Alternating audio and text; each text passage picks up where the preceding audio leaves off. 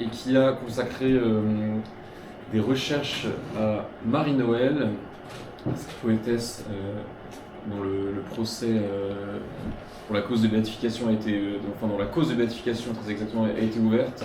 Donc c'est vraiment un sujet d'actualité. Et puis Lucie donc, a fait d'importants travaux, notamment en vue d'une publication d'une correspondance inédite. Donc elle va sans doute vous en parler. Et vous pourrez ensuite rester informé de la parution de son ouvrage prochainement. Merci beaucoup Lucie pour votre présence et je vous laisse la parole. Merci. Bonjour à tous, merci d'être venus aujourd'hui. Donc effectivement, je vais publier la correspondance entre Marie-Noël et Henri et Émilie Charlier. Et la parution sera à peu près en décembre ou janvier prochain. Voilà, je vais pas m'attarder, je vais prendre certains éléments de cette correspondance et je vais vous en parler aujourd'hui, mais le propos aujourd'hui sera surtout de vous faire un portrait de Marie-Noël approfondi, en espérant que ça vous donne envie aussi d'aller plus loin et de lire un peu ces textes qui sont absolument remarquables. Et pour ceux qui connaissent déjà, j'espère vous apprendre certaines choses également. J'ai choisi l'angle du doute. Le doute, cette adoration ténébreuse. Cette formule n'est évidemment pas de moi, mais de Marie-Noël. C'est une formule qu'on trouve en exergue dans un petit avertissement au début des Notes intimes, qui est un de ses ouvrages. Je vais détailler un.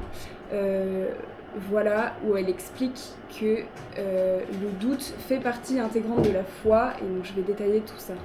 D'abord, je vais vous présenter cette petite personne dont nous parlons.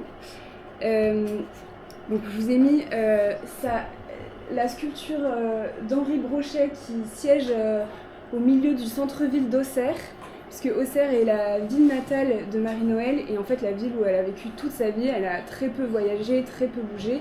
Elle a fait des séjours à Paris parce qu'elle a énormément publié, etc. Mais Auxerre, l'identité de Marie-Noël est indissociable de la ville d'Auxerre.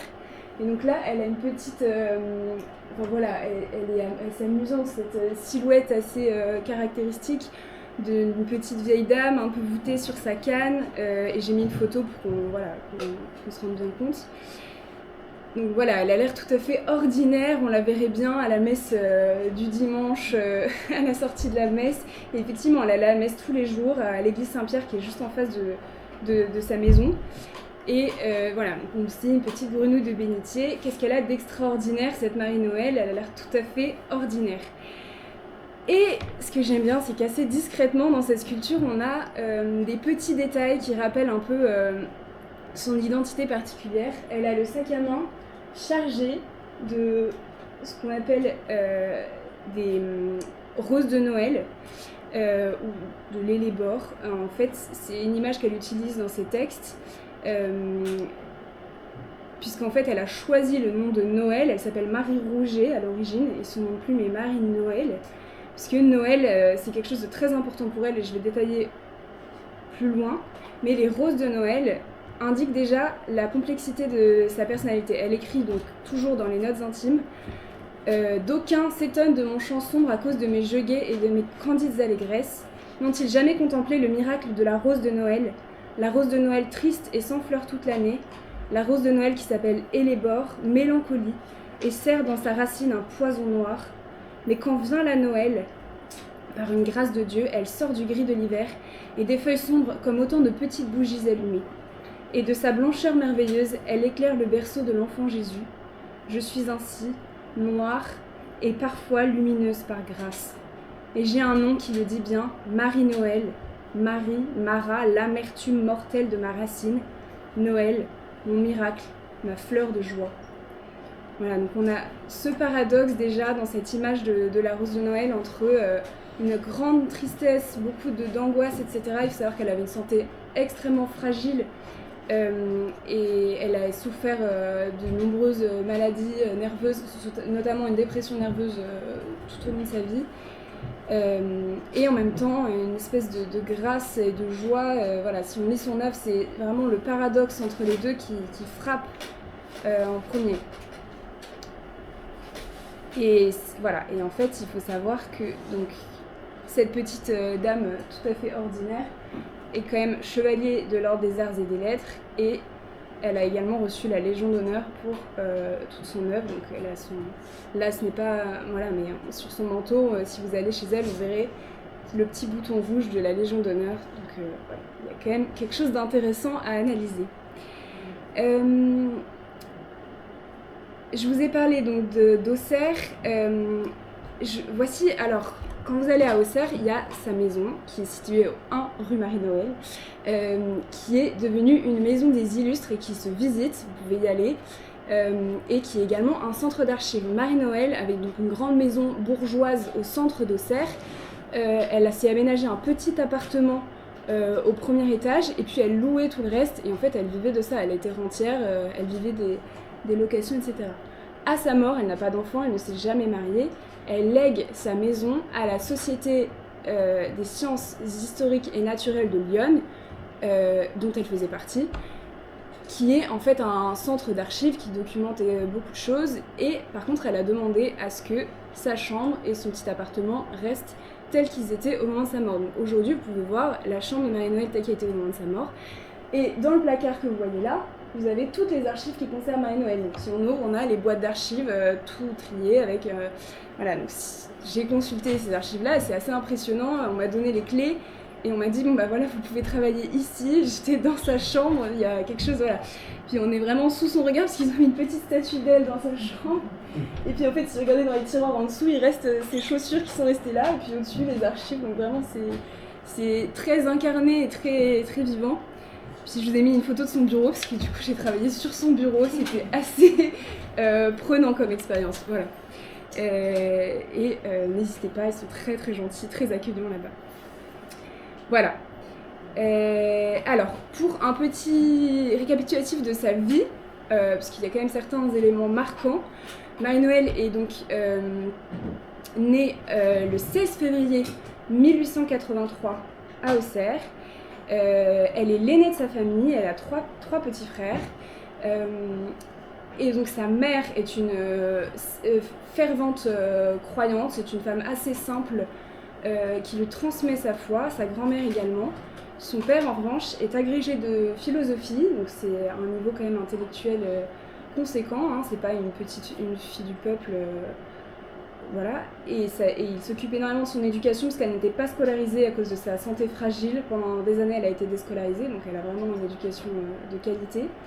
Il lui faisait lire Aristophane dans le texte, dans la cuisine, au milieu des confitures. Enfin, elle raconte ça, voilà, c'est assez amusant. Et donc son père, en revanche, est complètement agnostique, n'a pas la... Voilà, toute sa vie, elle dit, hein, elle a des très beaux textes sur son père, elle dit toute sa vie il a cherché, il n'a jamais trouvé. Il a lu tous les évangiles en grec, il a lu saint Thomas, la Somme théologique, etc. Et il avait cette recherche de la foi, mais il n'avait pas la foi, et il avait ce doute en lui, voilà, qu'il a transmis à Marie-Noël, et Marie-Noël a reçu de ses deux parents une foi extrêmement vivante, simple, voilà, et de son père un doute qu'il a poursuivi toute sa vie. Et en fait, l'histoire de sa vie et de son œuvre, c'est vraiment de concilier son doute et sa foi, parce que les deux sont trop importants pour elle, et ça donne des choses absolument merveilleuses. Alors...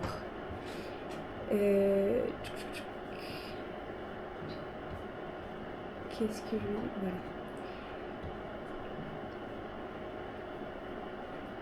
Elle grandit, elle a toujours, elle dit qu'elle est née avec son don de poésie en elle. Elle a toujours été poète, en fait, c'est quelque chose, voilà, c'est comme ça qu'elle l'exprime en tout cas. Et son parrain, Raphaël Perrier, est poète justement. Il publie des poèmes, et ça, il se rend compte que cette jeune fille a un talent, un goût pour l'écriture, et donc elle va faire plusieurs séjours chez lui pour apprendre à écrire. C'est lui qui va la faire advenir ses premiers poèmes, les relire, les corriger, etc. Et grâce à lui, vraiment, son initiation à la poésie se fait par son parent. Voilà. À 21 ans, il y a un double drame qui arrive dans sa vie, qui est que son petit frère Eugène, qui a 10 ans, est mort dans son lit. Et c'est elle qui le retrouve mort dans son lit le 27 décembre 1904. Et ça voilà, c'est quelque chose qui va complètement la bouleverser. Et 2 jours avant, alors c'est une anecdote dont elle ne parle pas beaucoup, mais qui se ressent dans toute son œuvre. Voilà, on ne sait pas exactement ce qui s'est passé, mais on sait qu'il y a sûrement un jeune homme qui l'intéressait et qui serait parti de la ville le jour de Noël. Elle a eu des espoirs gâchés, donc un chagrin d'amour et un petit frère mort dans l'espace de 3 jours. Et elle choisit le nom de Noël. Donc on est autour de Noël. Et Noël pour elle est toujours teinté d'amertume et en même temps de consolation. C'est très beau à voir, je vais approfondir. Je voulais avant tout faire un tout petit aperçu de son œuvre publiée. Donc là il y a quasiment tout, mais bon, j'ai fait quand même une bibliographie simplifiée pour que ce soit à peu près digeste. Le Cantique de Pâques, c'est un de ses premiers poèmes qu'elle écrit avec son parrain Raphaël Perrier, et en fait il est publié ensuite dans Les Chansons et les Heures. Les Chansons et les Heures, c'est son premier recueil de poèmes en 1922. Donc c'est en 2 parties, les chansons puis les heures. Les chansons s'inspirent énormément, elle a une grande inspiration dans son œuvre de la chanson populaire bourguignonne. Et en même temps, elle est aussi nourrie de toutes ses lectures. Elle a évidemment une grande érudition du fait de son père. Donc voilà. Mais il y a quelque chose de la chanson populaire bourguignonne. Et les heures, en fait, elle s'imagine à la place d'un moine qui vit. Elle fait un séjour dans une abbaye à ce moment-là, et elle s'imagine un moine qu'elle appelle Frère Jean, qui vit toutes les heures, la prière des heures dans la journée. Et donc on a un poème qui s'intitule l'Aude, Matine, l'Aude, etc., qui sont des méditations sur, c'est très beau, sur toute la journée et sur la prière des heures, mais poétique. Enfin voilà, c'est pas du tout, c'est pas une méditation purement spirituelle. On a voilà, le début de la journée, la nature qui s'éveille, etc. Enfin voilà, c'est très très beau. Noël de l'Avent, oui, alors, ouais. En fait, je vous ai mis en gras, oui, parce que j'ai mis des choses en gras et des choses pas en gras. Tout ce qui est en gras, c'est l'œuvre qui est encore disponible aujourd'hui, tout ce qui n'est pas épuisé, voilà. Donc, les chansons et les heures et les chants de la Merci, en fait, ont été condensés en un recueil par Poésie Gallimard, qui est publié en 2003, donc c'est disponible, mais l'édition originale n'est plus disponible. Les chants de la Merci, c'est très beau aussi. La Merci, c'est une réflexion sur les captifs qui, vous savez, il y a l'ordre de la Merci, le nom m'échappe, voilà.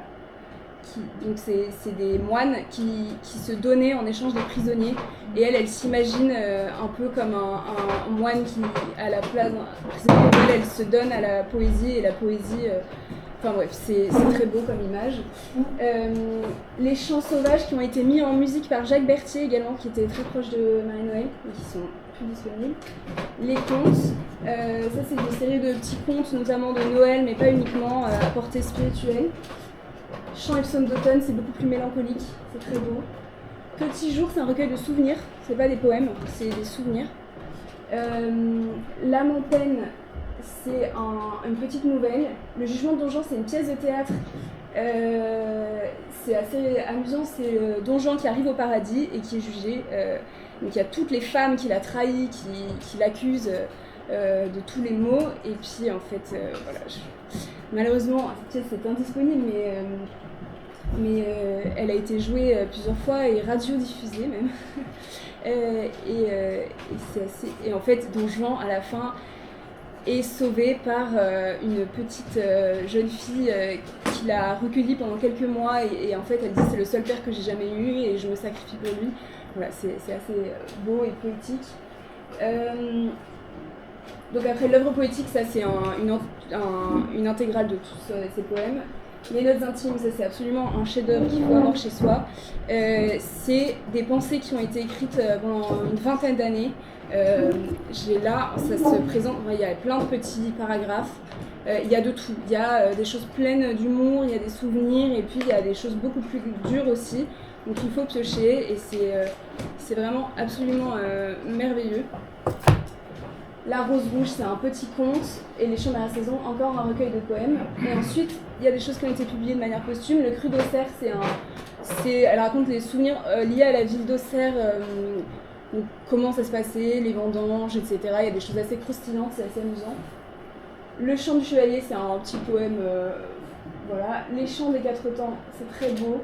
C'est également un recueil de poèmes. L'œuvre en prose, donc une anthologie de toute son œuvre, donc c'est complètement introuvable. Le Chemin d'Anna Bargeton, c'est un petit roman très beau qui est un peu d'une jeune fille qui vit sous la coupe de sa mère et malheureusement ça représente un peu la vie de Marie-Noël. Marie-Noël s'est occupée de sa mère jusqu'à sa mort, donc elle avait 45 ans elle, et elle s'est jamais mariée parce que sa mère était très captatrice et c'est un roman qui parle de ça et c'est assez beau. Almanach pour une jeune fille triste, ça c'est un recueil de textes qu'elle a fait au fil de ses lectures. Elle a fait plusieurs cures de soins dans sa vie et elle a rencontré une jeune fille qui était un peu qui n'allait pas bien et donc elle a commencé à amasser plein de textes au fil de ses lectures pour lui la ragaillardir un petit peu. J'ai bien souvent de la peine avec Dieu, donc ça c'est la correspondance avec l'abbé Munier. Elle rencontre l'abbé Munier quand elle a 30 ans, elle lui écrit une première lettre. L'abbé Munier c'est un abbé qui vit à Paris et qui est absolument... qui est très proche des cercles littéraires et artistiques parisiens. Il a notamment œuvré à la conversion de Huysmans, de la princesse Bibesco, etc. Et il va soutenir, ils ont une correspondance absolument sublime, il soutient Marie-Noël, il l'encourage dans sa création poétique, elle qui est complètement pleine de scrupules et qui a peur de se libérer par l'écriture puisqu'elle est très pleine de fausses croyances, etc. C'est très apaisant de lire les mots de l'abbé Munier à chaque fois qu'il lui dit, mais il est très très libre et il l'encourage dans sa création et sûrement qu'on n'aurait pas beaucoup de textes de Marie-Noël si l'abbé Munier ne l'avait pas encouragé et voilà, il a même exigé certaines publications, etc. Il a vraiment rassuré. Lettres des temps fous, correspondance avec Raphaël Perrier, ça pareil, c'est difficile à trouver. Voilà. C'était juste pour avoir un aperçu, c'est une œuvre qui est pas... qui est intéressante, qui est vaste, on met du temps à la parcourir, mais en même temps elle est pas immense et Marie-Noël regrette d'avoir eu peu de temps pour écrire, pas autant de temps qu'elle voudrait. Elle aurait voulu consacrer vraiment toute sa vie à ça et elle a l'impression que tous les tracas quotidiens ont complètement éparpillé dans son écriture alors que c'était ce qui l'a passionné le plus et ce qui l'a... Voilà, et en même temps, peut-être que son œuvre aurait été moins profonde si elle n'était pas aussi impliquée autour de sa famille. Elle aidait aussi dans les hospices de jeunes filles, etc. Voilà. D'ailleurs, l'abbé Munier lui recommande d'arrêter toutes ces activités qui vont dans tous les sens. Il existe à ce jour une seule biographie de Marie-Noël qui a été publiée de son vivant par Raymond Escolier. En fait, ils l'ont écrite ensemble. Elle lui a raconté ses souvenirs et il les a mis en forme. La neige qui brûle, on est toujours dans le paradoxe, une neige qui brûle. Voilà, Marie-Noël, c'est toujours l'antithèse. Voilà. Bon, ça c'était un bref aperçu, je me dépêche. Donc, Marie-Noël et le cri de Job, c'est ma première partie.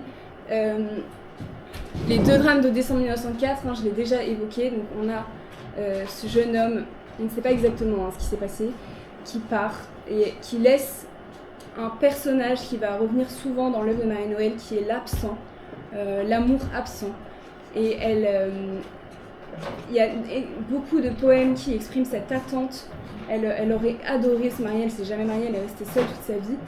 Et elle parle énormément avec une grande finesse et une grande beauté de cet amour qui ne vient pas et qu'elle attend, et c'est absolument sublime. Et donc son petit frère mort, ça c'est la mort des enfants, c'est quelque chose qui traverse aussi l'œuvre de Marie-Noël et qui l'indigne profondément. Elle dit: la mort m'a toujours trouvée hurlante face au ciel. C'est une immense indignation devant ce Dieu d'amour qui permet des injustices pareilles. Elle a écrit de nombreux poèmes, elle a écrit de nombreux textes à ce sujet-là. Et elle cherche l'apaisement, elle ne veut pas être dans la révolte pure, parce qu'elle a la foi, elle veut croire que Dieu, qui permet des choses terribles, est quand même bon et amour. Elle a un vers très beau dans l'Office pour l'enfant mort, qui est un de ses poèmes. À la fin, elle dit: en vous, Seigneur, le mal est bien.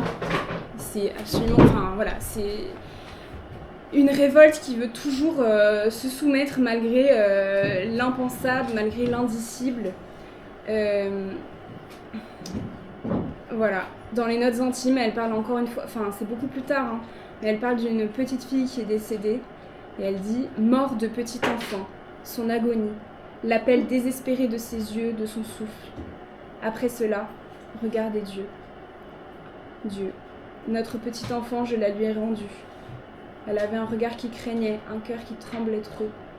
Ces petites-là, mieux vaut les rentrer tôt à l'abri de leurs larmes. En pleurant, le cœur dit oui, l'esprit se crève les yeux, se piétine et consent.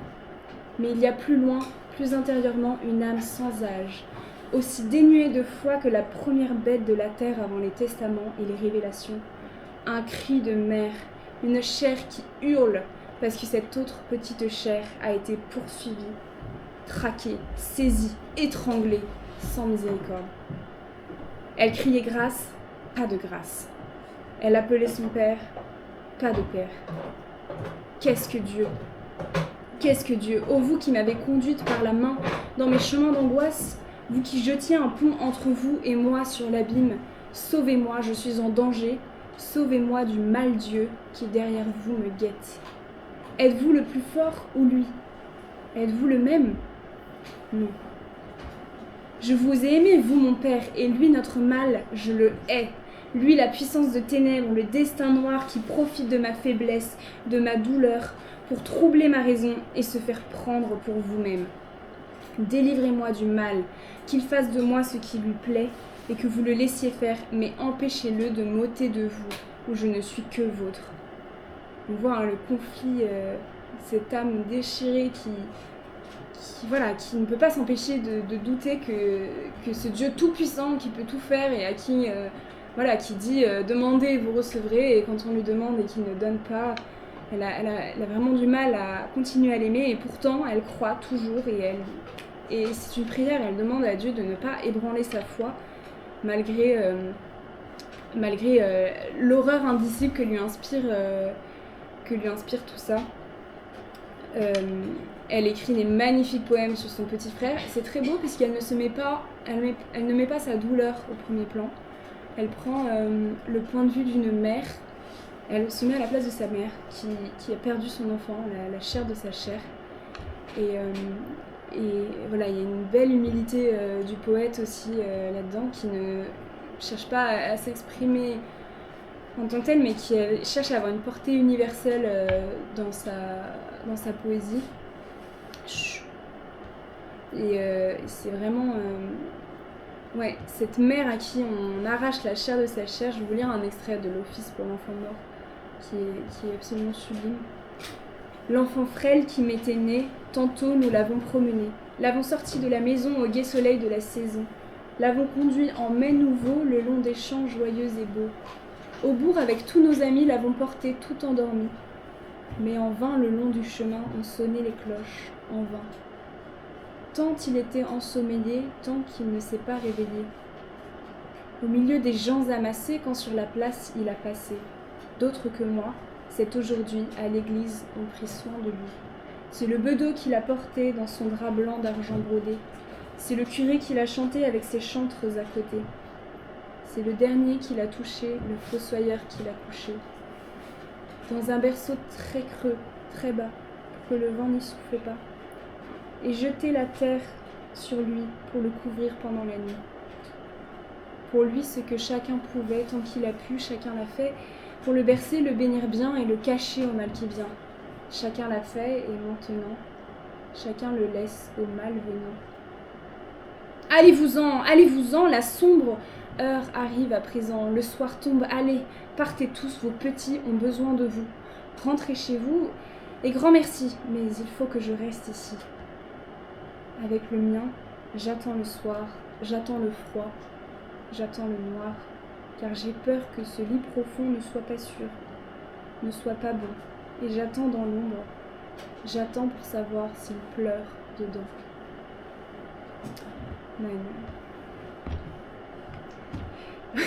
Ouais, c'est beau. Hein. Y a pas... On peut faire des commentaires, on peut faire plein de commentaires, hein, mais je trouve que ça parle aussi de soi-même. Voilà, on a une magnifique empathie de Marie-Noël qui est reconnaissante de tous les rites qui accompagnent l'enterrement de cet enfant. L'Église est comme une mère, là, elle le berce, elle le chante, elle le couche, mais elle n'est pas la vraie mère de cet enfant, et quelque chose d'assez bouleversant, et voilà, et c'est l'amour maternel, enfin c'est un très bel hommage à l'amour maternel, voilà, c'est magnifique. Alors, et pourquoi je vous ai mis le cri de Job? En fait, Marie-Noël trouve évidemment, enfin, vous connaissez Job, à qui tout est retiré, et puis qui continue de louer Dieu. Et elle se reconnaît beaucoup, notamment, elle parle des offices de la Toussaint, les leçons avec les textes de Job chantés, qu'elle écoutait à la cathédrale d'Auxerre avec sa grand-mère. Et elle dit à ce moment-là, quand elle a entendu ces offices transperçants, mon Dieu, tout m'a été retiré, que faire? Elle a entendu le grand cri de l'humanité, c'est comme ça qu'elle le dit. Et il est rentré en moi et il ne m'a jamais quitté depuis. Et voilà, cette souffrance, cet appel suppliant de l'homme vers Dieu va être quelque chose de très prenant dans sa poésie, très, très présent. Et elle s'identifie vraiment à la figure de Job de manière assez profonde, et elle est également extrêmement touchée par les leçons de ténèbres, des lamentations de Jérémie lors des offices de la Semaine Sainte, voilà, où en fait, qui sont, je ne sais pas si vous les connaissez, mais qui sont des cris déchirants vers le ciel sur la souffrance qu'on a devant ce problème du mal qui nous arrive et qu'on ne sait pas évidemment, qu'on ne comprend pas. Marie-Noël dit il y a beaucoup de mystères dans la foi catholique, mais le seul qui nous donne vraiment à penser, c'est le mystère du mal. Les autres donnent à croire, les mystères, la Sainte Trinité, l'incarnation, etc. Ce sont des choses qu'on ne peut pas comprendre, mais qu'on peut croire. Le mal, on ne sait pas que croire, et c'est vraiment, ça donne à penser, et à penser beaucoup de choses. Donc voilà, le cri de Job.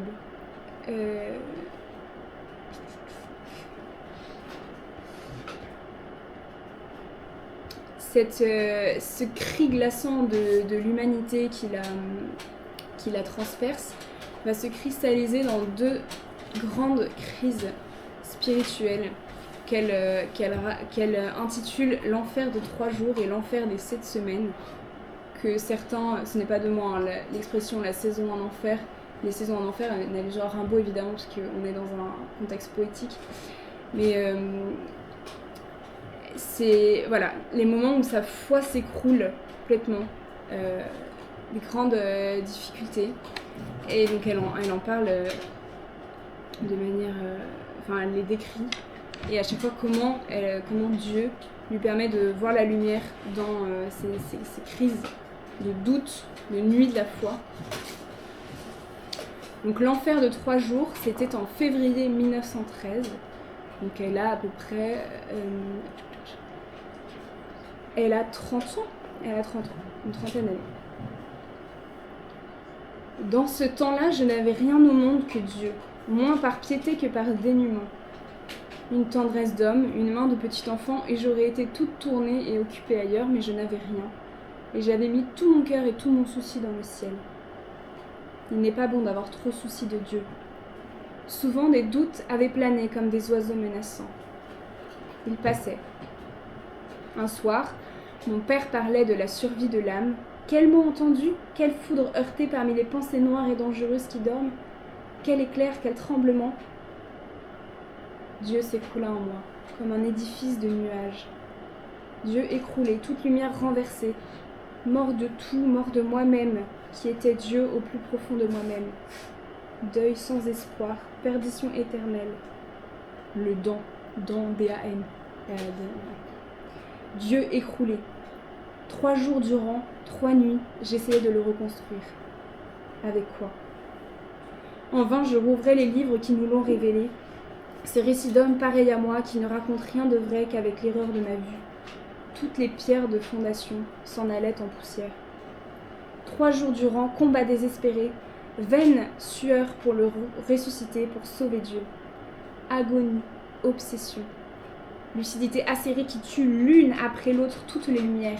Cri de l'âme, cri le jour et la nuit, cri derrière les paroles, cri dans l'église vide, cri dans la communion vaine. Sacrilège peut-être, et sacrilège serait l'espoir. Cri au pied de toutes les croix devant ce mort inutile, ce mort aimé par-dessus tout.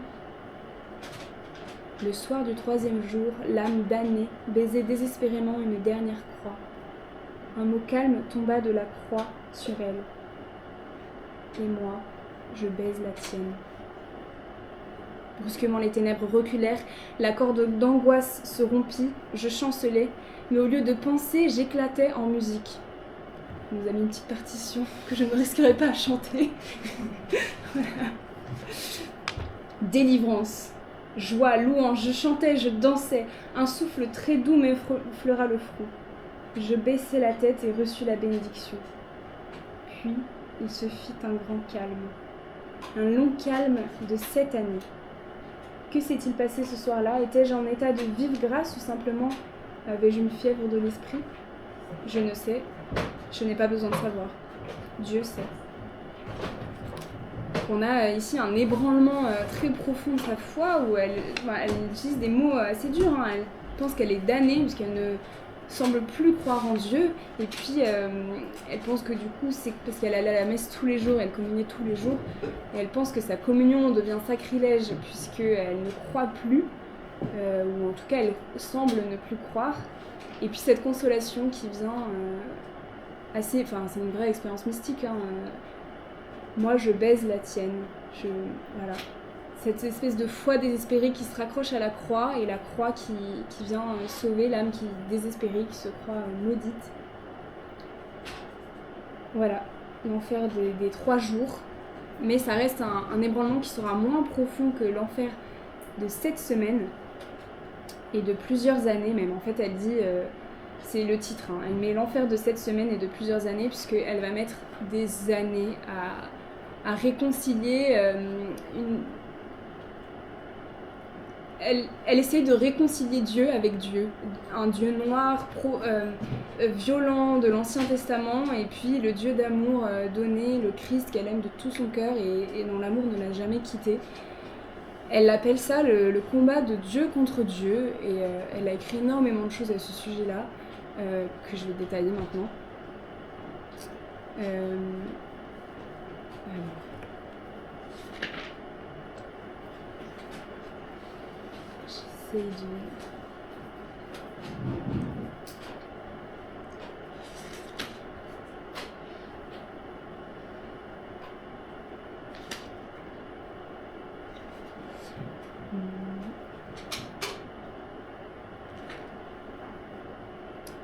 Épuisé par la guerre, après un acte de charité, le dernier, auprès d'une terrible mourante, brusquement je perdis toute force et tombai, et j'entrai dans la grande angoisse. Lui, l'inconnu, m'avait préparé un piège. Il m'avait attendu longuement, silencieusement. À l'heure de ma plus grande fatigue, il me poussait en horreur de moi-même, et me livrer sans défense aux démons alliés de mon corps et de mon âme. Alors tous mes anges s'enfuirent, et la souffrance physique n'était rien, et la détresse morale n'était rien, et la passion du cœur n'était rien à côté de la terrible question qui fut alors posée. Dieu, mon Dieu, le bon Dieu, où était Dieu? Qui était Dieu?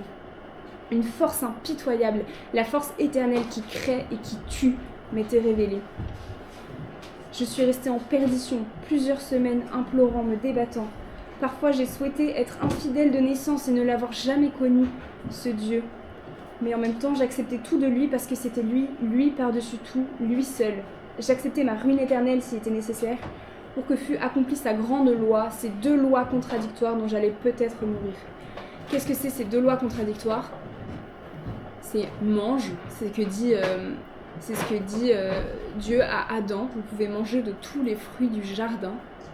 Mange et aime. Et pour elle, aimer, donc c'est la leçon du Nouveau Testament, aimer s'oppose au fait de manger, puisque pour manger, il faut tuer. On a un très beau poème qui s'appelle Adam et Ève, où même avant le péché originel, le monde semble déjà injuste, puisque pour se nourrir, puisque Adam mange de tous les fruits du jardin, et donc Adam dans ce poème contemple une pomme, c'est la première fois qu'un homme va manger, et il contemple et il se rend compte de toute la violence que ça va faire, parce que cette pomme va... ce n'est pas la pomme du fruit interdit, c'est une pomme banale, mais il se dit si je mange cette pomme, voilà, il y a une espèce d'harmonie qui va se détruire, parce que le monde est violent, le monde tel créé par Dieu, et il faut tuer pour manger, même une pomme, enfin voilà, il faut la détruire pour qu'elle devienne nous, pour nous nourrir. Et on a cette injonction d'amour, aime, et aimer c'est quoi? C'est être mangé, évidemment, il y a le Christ qui se donne et qui aime et qui se donne en nourriture. Donc voilà, et donc on a dans ce poème-là, Adam et Ève, on a la première partie, c'est Adam qui contemple cette pomme et qui ne refuse d'obéir enfin, il ne refuse pas, mais qui est effrayé des proportions que vont prendre ce premier acte de manger. Et puis dans la deuxième partie, Ève, c'est une partie beaucoup plus douce, où Ève allaite son premier enfant, et donc elle se donne en nourriture à lui. Et elle accomplit déjà la deuxième partie de la loi de Dieu,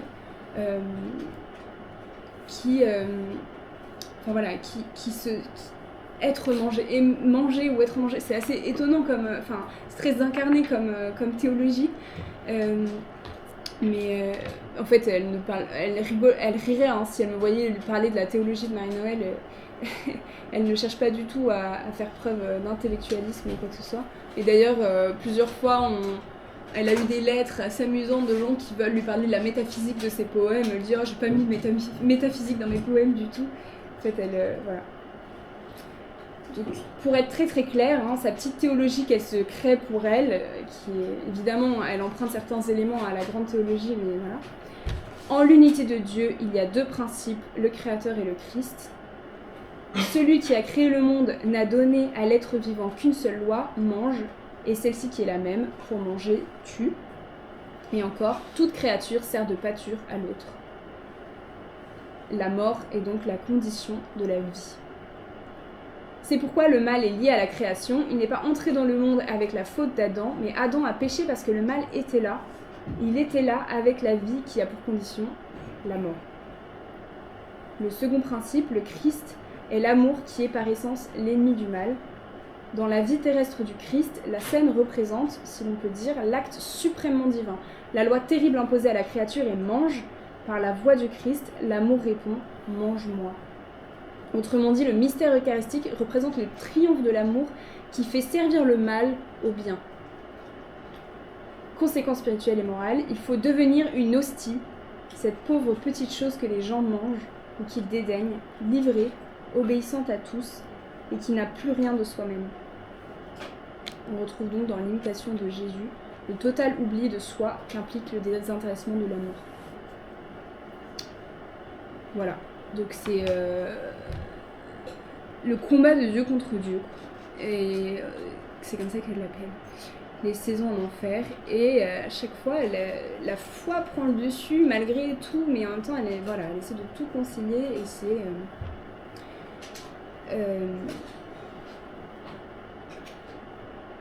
attendez, je sais plus où j'en suis. Oui, essaie de tout concilier, et c'est très beau parce que dans chacun de ces textes, donc il y a 3 parties dans le poème Adam et Ève, et la dernière partie, c'est vraiment une espèce de réconciliation de cette antithèse pourtant inconciliable, où en fait notre manière de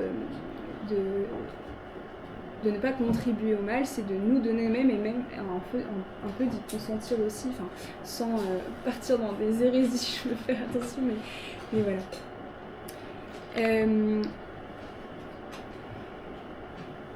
Pourquoi Marie-Noël écrit tout ça ?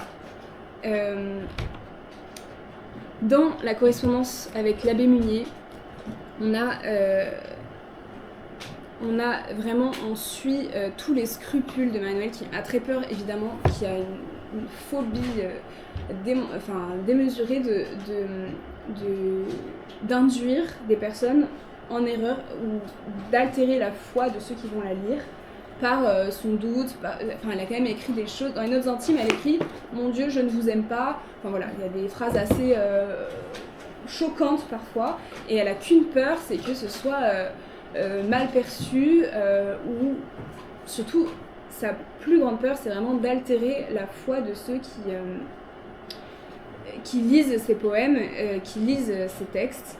Elle a une grande vigilance au fait de ne pas partir dans des hérésies. Voilà, donc elle demande à l'abbé Munier de la censurer. Plusieurs fois, elle lui dit que toute son œuvre devrait être soumise à l'index pour être sûre que chaque personne qui le lise doit demander une autorisation. Je rappelle, l'index, ça a été aboli en 1968, mais c'était l'organisme de l'église de Rome qui proposait une liste de livres interdits, en tout cas de livres interdits pour les lecteurs chrétiens, catholiques, et il fallait demander une autorisation si on voulait lire. L'index n'a plus beaucoup cours au cours du XXe siècle, mais Marie-Noël demande souvent à l'abbé Munier l'autorisation de lire certains livres qui ont été mis à l'index, et l'abbé Munier lui dit « mais lisez, ça nourrira votre poésie ». Voilà, mais en gros l'index avertit s'il y a des problèmes de morale, évidemment, ou d'hérésie, de choses qui pourraient induire en erreur les lecteurs. Donc on a un espèce de catalogue avec telle œuvre, oui, elle est refusée, non, elle n'est pas refusée, elle est interdite, etc. Théoriquement, il faut demander autorisation, ça se fait plus beaucoup. Il y en a aussi qui se servent de l'index à certains moments pour avoir une liste de livres à lire. Voilà, donc bon. Et donc l'abbé Munier l'encourage, mais pas de manière complètement allez-y, c'est pas... comment dire ça de manière élégante, il l'encourage avec discernement. Donc par exemple, les notes intimes sont publiées en 1959, mais elle avait déjà tout terminé en 1945. Elle avait tout écrit en 1945, et il lui dit « Ne publiez pas tout de suite, il y a des choses que les gens ne sont pas prêts à entendre ».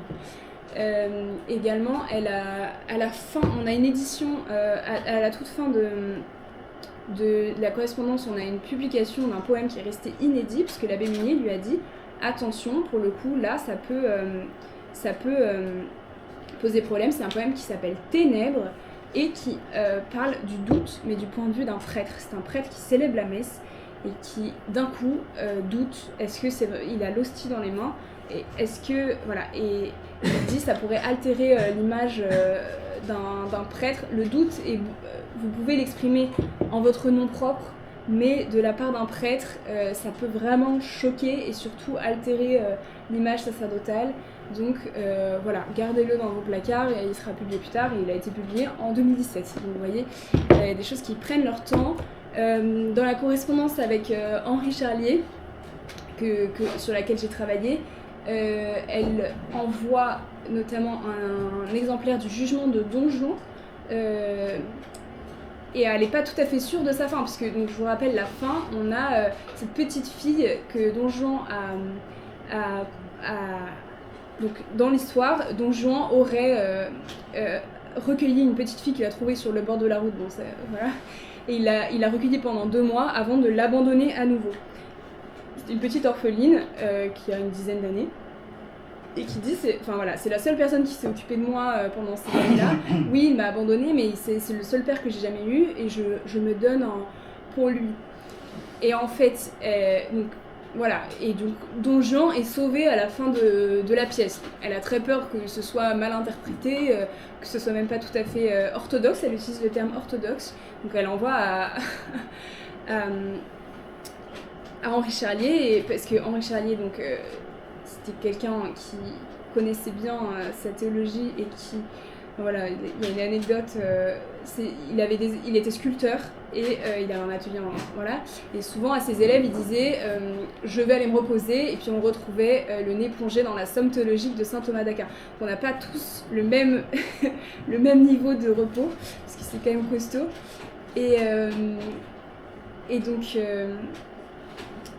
il connaît extrêmement bien ce qui correspond à la foi, etc. Et donc il lui suggère de modifier sa fin, parce qu'au début, elle disait juste que c'était l'amour de cette petite fille qui permettait de sauver, et il lui dit attention, c'est le sacrifice de Jésus-Christ qui permet de sauver des âmes qui ont lourdement péché, etc. Donc c'est uniquement par le mérite de Jésus que cette petite fille, en offrant ses souffrances et offrant sa vie, permet de racheter l'âme de Don Juan. C'est pas, voilà, donc et elle a extrêmement peur, voilà, d'induire les personnes en erreur. Elle a mis un petit avertissement au début des notes intimes. Elle met une petite dédicace aux âmes troublées, leurs sœurs. Cette dédicace que je signe n'est pas de moi, c'est l'abbé Munier qui me l'a dictée, le jour où, effrayé des audaces de ma pensée, je craignais de les laisser comme du mal après moi. Vous revenez d'un grand voyage, ajouta-t-il, vous avez fait votre petit Dante, vous êtes allé en enfer, d'autres, plus nombreux que vous ne croyez, s'y débattent encore. Vos notes de route les aideront. À plusieurs reprises, il y revint. Les croyants ont tout ce qu'il leur faut, leur catéchisme, leurs sermons, leurs prêtres. Ils sont comblés de nourriture, ils n'ont pas besoin de vous. Les incroyants, eux, n'ont rien. Vous irez chez eux en mission. Ce sont là vos sauvages. En vérité, je n'avais pas envie d'aller en mission. Nulle part. Comment, voyant si peu clair, me serais-je risqué à tracer pour d'autres que moi quelques vagues sentes dans la grande nuit où personne ne guide personne? Mais, sur le point de quitter le temps, pouvais-je refuser de partager avec ceux qui me suivent l'expérience de ma misère? Ceux qui me suivent, qui me suivent? Sûrement pas les savants et les sages. Je songe à ce long troupeau d'âmes confiantes que déjà depuis bien des années je mène de chansons en prière, de crèche en croix, de rayon en rayon dans les meilleurs de mes domaines. Vais-je maintenant les entraîner derrière moi dans les tréfonds dangereux de mon inquiétude religieuse, ou peut-être elles s'égareront sans plus jamais regagner en lieu sûr leur docile et bienheureuse certitude? Je les aime, je les avertis. Je souhaite qu'au bord de ces pages, elles m'abandonnent. J'ai d'ailleurs d'autres jardins où elles pourront cueillir quelques bons fruits ou quelques fleurs si elles en ont envie, mais ce livre-ci a mûri dans l'ombre tourmentée du premier mauvais arbre, et je voudrais le leur fermer. Peut-être n'est-ce pas nécessaire. Elles ne seront pas fortement tentées par cet âpre suc et ne me reconnaîtront qu'à regret, comme je ne me reconnais qu'à peine moi-même dans la sécheresse de cette raison, que ne rafraîchit plus, sauf de loin en loin, la rosée du cœur. J'ai traversé ce temps aride et subi la tempête du désert. Que faire? Quand les pensées entrent en tourmente, il faut bien aller à leur secours et leur répondre. Mais qui leur répondra? En ces redoutables années, j'étais sans confidence possible, seule en face de moi, seule, qui pénètre jamais d'ailleurs, ami ou prêtre, jusqu'au réduit où le doute, cette adoration ténébreuse, aborde en tremblant l'infini. J'ai fait ce que j'ai pu loyalement, j'ai lutté pied à pied avec l'ennemi intérieur, qui, j'en suis maintenant persuadée, n'était pas l'ennemi, mais l'adversaire, auquel il est inévitable, il est salutaire que pour grandir en Dieu, une âme se mesure. Ce qu'on voit tout de suite, c'est que en fait, cette souffrance et ce doute sont toujours teintés d'espérance. Elle écrit parce qu'elle en est sortie et qu'elle veut témoigner que dans les ténèbres, il y a toujours de la lumière. Et d'ailleurs, c'est vraiment quelque chose qui revient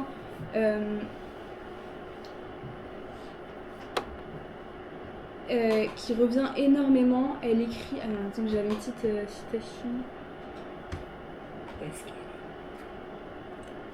Euh,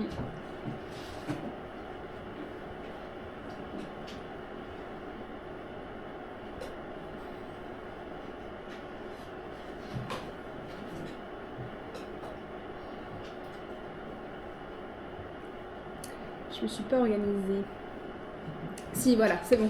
C'est dans la correspondance avec l'abbé Munier. Elle parle d'un jeune homme qui lui écrit, parce qu'elle reçoit énormément de courriers. Hein. C'est un auteur publié, connu, enfin extrêmement reconnu, même un peu une star de la littérature à l'époque. C'est quelque chose qu'elle déteste d'ailleurs. Elle fuit la foule comme la peste. Elle répond des heures et des heures à son courrier. Et il y a un jeune homme qui lui écrit ses angoisses. Et elle répond, enfin elle ne répond pas à ce jeune homme, on ne sait pas qui c'est. Je remercie Dieu de m'avoir fait passer par le même abîme. Je puis être guide maintenant. Je connais les chemins. Quelle lumière noire il y a, mais quelle lumière dans certains gouffres. J'ai tout appris dans celui-là. Voyez, monsieur l'abbé, comme après les ténèbres se chantent les laudes. Voilà, donc on passe par les ténèbres, mais on arrive vers la lumière. Et c'est vraiment le témoignage que Marie-Noël apporte dans toute son œuvre. C'est jamais une désespérance qui reste dans noir. Il y a toujours la lumière, mais par contre, comme un effet de contraste, hein, elle le dit elle-même, je comprends bien, mon Dieu, que le mal existe pour que le bien rayonne davantage, etc. Et c'est ce qu'elle essaie de rendre dans son œuvre. Et voilà, et en fait, donc c'est vraiment, elle n'aurait jamais rien publié de tout cela si elle n'avait pas été encouragée fortement.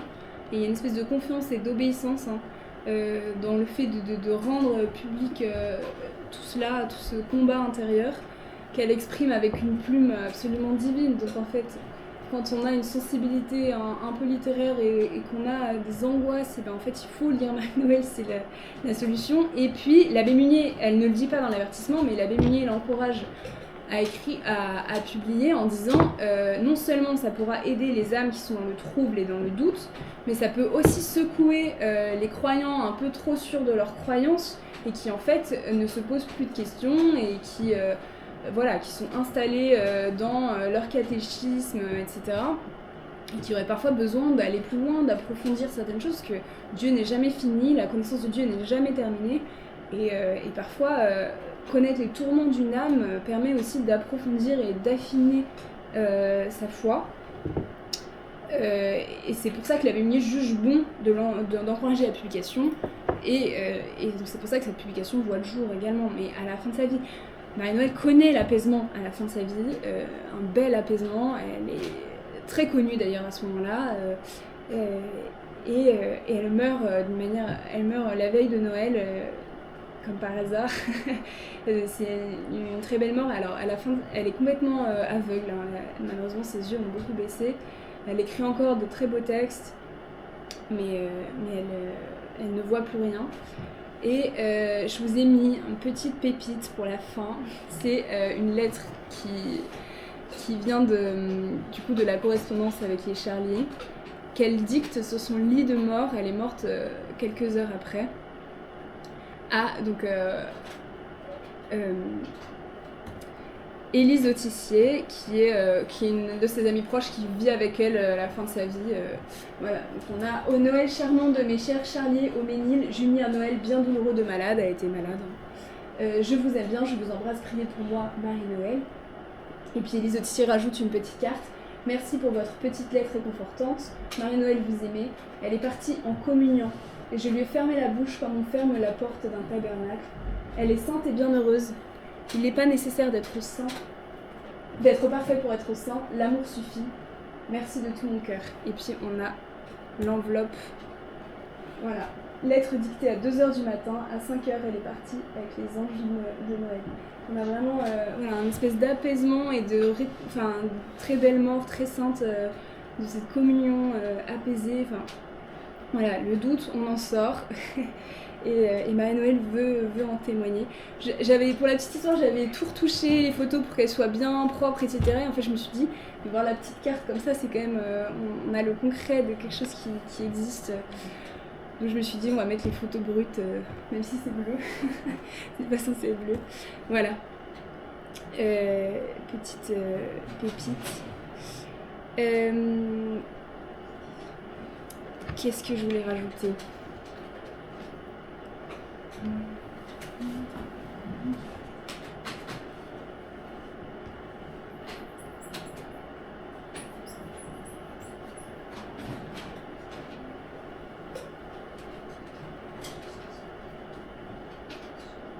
Oui, je voulais rajouter que la consolation vient beaucoup... Pardon, je cherche mon texte.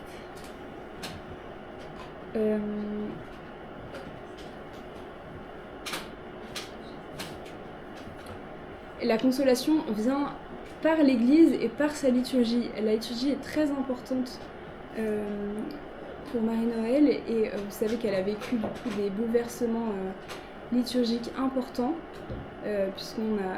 elle meurt en 1967, donc elle voit le Concile Vatican II qu'elle attendait avec un grand enthousiasme puisqu'elle jugeait qu'il y avait énormément de réformes, enfin comme tout le monde à ce moment-là, de réformes nécessaires dans l'Église.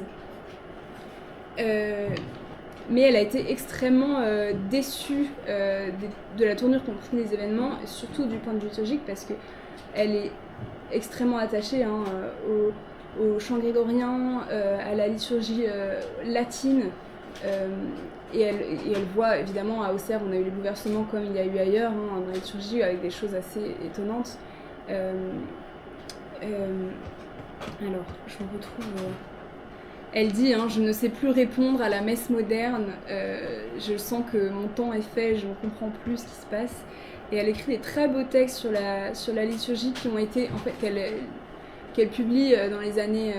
qu'elle écrit assez tôt, en fait, et qui sont repris ensuite par des journaux, etc., au moment du concile. Elle écrit dans les années 40, « Certains clercs novateurs tentent de plus en plus à s'écarter de la liturgie traditionnelle pour ouvrir l'avenir de plus en plus à une religion discoureuse qu'ils pensent devoir parler mieux, avec plus de fruits, à l'âme du peuple.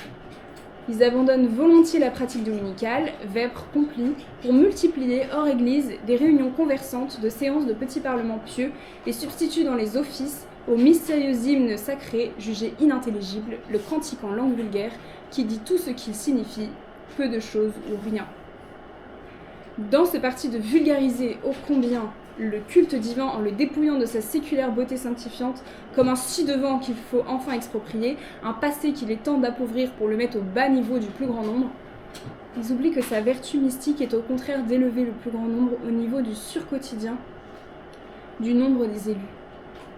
Est-il nécessaire aux croyants de tout comprendre ? Il y a plusieurs paroles dans le Verbe de Dieu.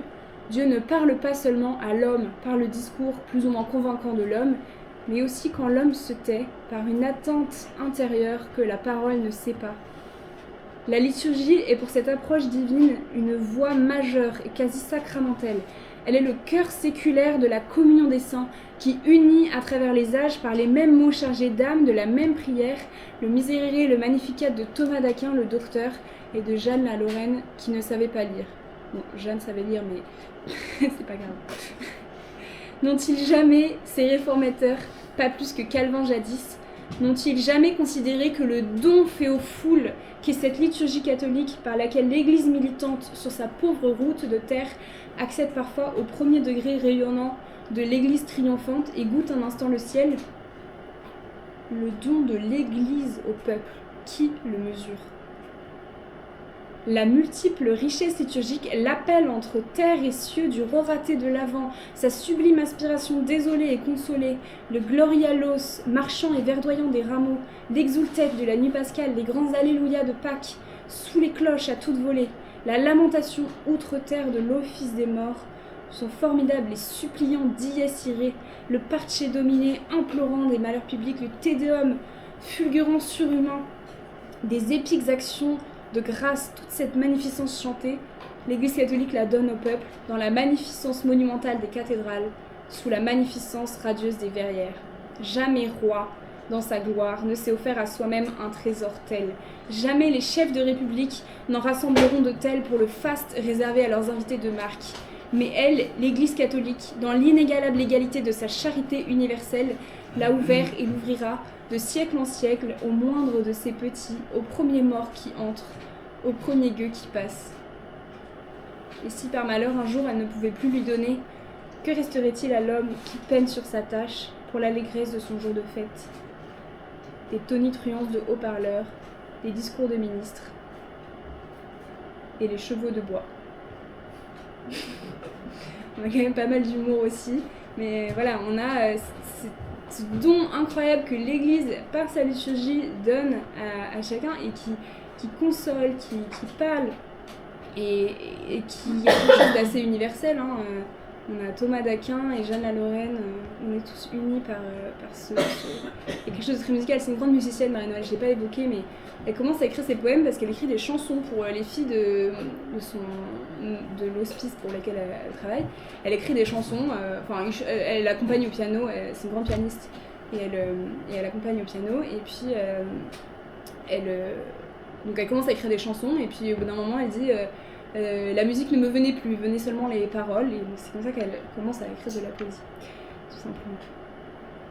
Voilà, et on a un autre texte sur la liturgie que j'aime bien, je vous le dis, c'est cadeau. Bien qu'ignorante, je ne sais pas plus le latin que ma mère, ma grand-mère et leurs servantes. Je suis comme elle si attachée au latin de nos offices que je souffre d'une grande absence quand la version française, sécularisée, nous en dépouille. Comment saurais-je le pourquoi de cette nostalgie spirituelle ? Peut-être y a-t-il dans notre chant liturgique à nous transmis du fond des siècles par tant de bouches bienheureuses un don quasi sacramentel de l'esprit de Pentecôte qui parlait mystérieusement aux âmes simples par les vocables sacrés qu'on veut nous ôter, à cause qu'insuffisamment instruits, nous ne saurions bien les entendre. Bien sûr, nous ne les comprenons pas tous malgré nos livres de messe, mais nous les laissions passer sur nous comme une coulée de grâce, les mots maintes fois répétés de Veni Creator, Miserere de Profundis, Magnificat Te Deum, et tous autres étaient devenus en nous notre richesse familière par la magnificence grande ouverte de l'Église catholique, dont la prière séculaire élève à leur insu et valorise les humbles, mieux que leçons et discours de tout temps en tout lieu du monde. C'est une poète, hein, donc la musique lui parle, elle ne veut pas de grands discours, elle veut quelque chose qui chante. Et donc la liturgie, c'est la manière de l'Église de parler aux âmes un peu poètes, tout simplement. Voilà, pour finir, je vous ai mis... non, ça n'a pas marché. Tac. Petite photo d'elle à la fin de sa vie qui dépose des fleurs au pied d'un calvaire. Parce qu'elle me fait penser du coup à la première saison en enfer, l'enfer des 3 jours, où elle se jette au pied de la croix et le Christ dit qu'il baise son âme. Voilà, je trouvais ça très beau de finir sur cette touche-là pour rappeler que voilà, notre misère est parfois transcendée par juste en étant au pied de la croix. Tout simplement. Voilà, j'ai terminé.